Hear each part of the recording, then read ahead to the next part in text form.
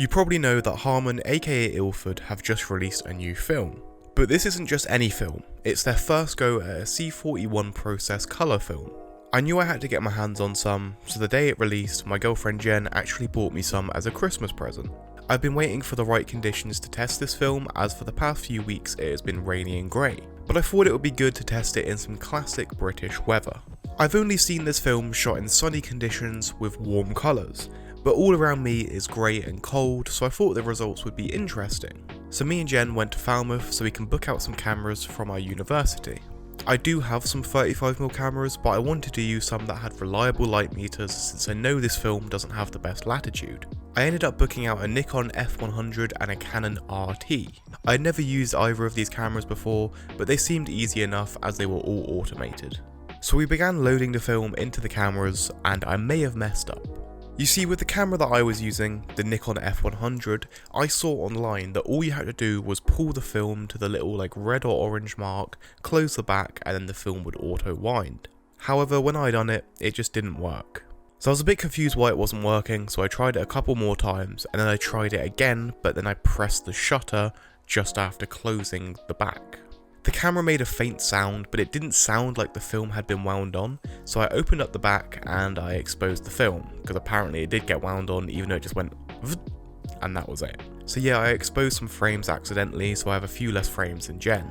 Anyway, with the cameras loaded, we headed over to Pendennis Castle. It's an alright spot for photos. I've definitely been there too much as I'm just not finding it that interesting anymore, but the main reasons I wanted to go there was to see how the film worked with the colour blue and also to get some photos of some rough waves. We didn't plan on getting any amazing photos, so the ones you're going to see in this video are very basic and really just test photos to see how this film works. So anyway, I started taking photos, and as you can see, something went wrong. Since it was my first time using this camera, I'm not really sure what went wrong, but one of the technicians said it might be the metering mode. He said that the camera might have been set to meter the whole scene rather than spot meter, but for this film I definitely needed to use a spot meter since it has such a bad latitude. So yeah, even though these shots are only very slightly underexposed, they are completely unusable. But don't worry, I do have a few photos that have worked, and I'm also using Jen's photos. And since Jen's camera didn't mess up with the metering, her photos are exposed perfectly and they look amazing. The colours are something that I am really surprised about, especially the reds and greens, which you will see later. So we kept taking some photos around Pendennis, trying not to slip on muddy paths and trying not to freeze. I kept seeing seagulls fly about, and I was really hoping I could get a shot of one flying nearby, but it was just so difficult. They were way too fast, and they also weren't getting close enough, so the photos would have just looked like specks on, a big sky, which just wouldn't have looked very good. But I'm glad I didn't try to get any photos, as they would have been severely underexposed anyway.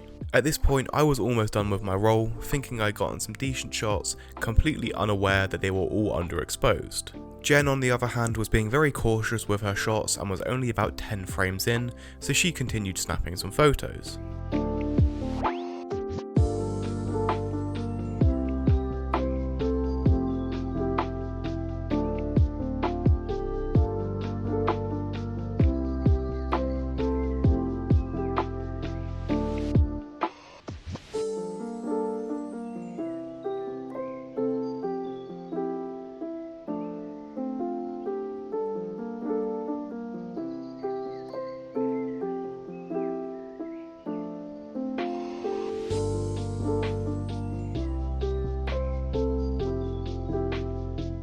After about 45 minutes to an hour at Pendennis, we were getting a little bit bored as it was very repetitive, so we decided to head into Falmouth town. We were only there because we needed to go to the shop, but I thought I would snap my last few frames in Falmouth town.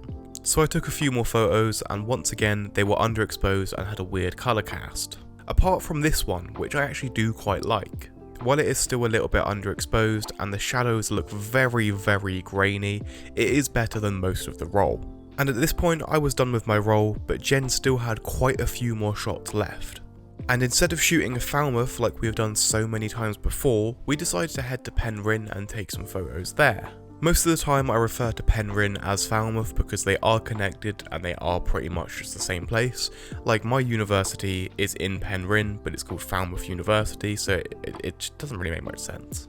Anyway, we both haven't shot around Penryn before, so we drove there, parked up and started taking some photos. Well, Jen started taking some photos since I didn't have any left.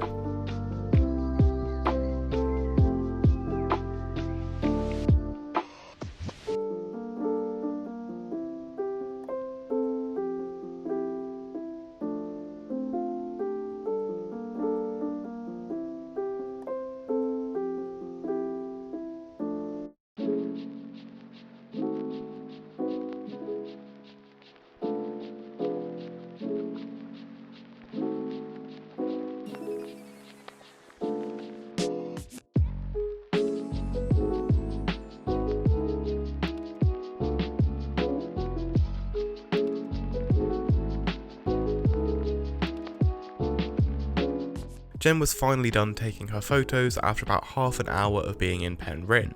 She focused on colours for these photos, specifically reds and greens, and I think they just look great. Harman Phoenix is a really weird film. It has an exposure latitude more similar to slide film. The colours are super punchy, but can also be very flat. The grain is ridiculous, but also quite charming, and the overall look is very similar to expired film. With the results I had seen online, both lab scanned and home scanned, I thought I wasn't going to like this film very much.